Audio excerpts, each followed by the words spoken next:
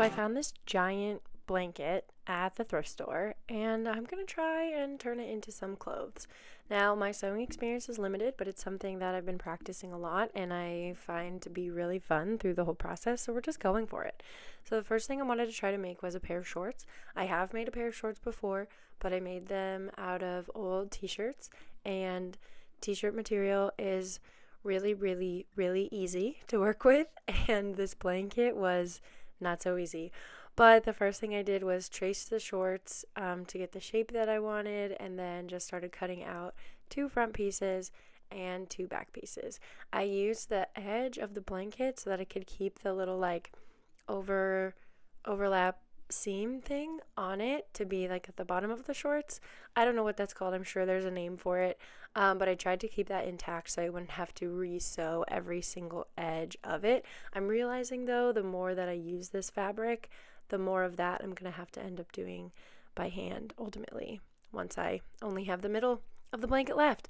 So the next thing I did after cutting out the pieces is I sewed 1 front piece to 1 back piece and did that for both sides, and then you kind of put them inside out of each other and pin together what will be the center seam, basically going from the center in the front to the center in the back all the way around.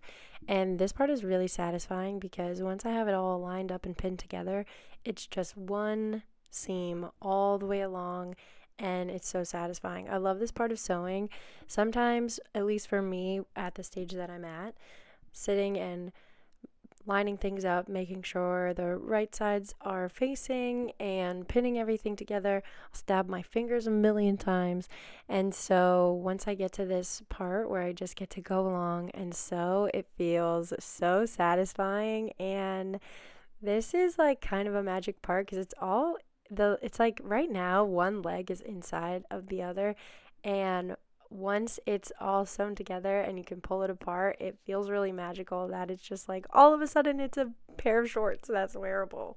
That's one thing that I've been loving about sewing, is really just the magic of things coming together. And when I have a vision in mind, like with this crazy blanket, sometimes it works and sometimes it doesn't, but I'm always learning so much along the way. And here we go, a pair of shorts. So I didn't film putting the elastic in the waistband, but once I did, here they are. Now, a few things I did not take into account of when I cut out the fabric. I did not measure to fold over the waistband. The shorts that I traced did not have a folded over waistband, and I just didn't even think about it. So these came out super, super low rise, which honestly, I'm not mad about, but it is absolutely not what I intended at all. I don't own anything that is low rise like this. I try to have everything high rise, so that's what I was going for, but they work, they fit, they're kind of cute.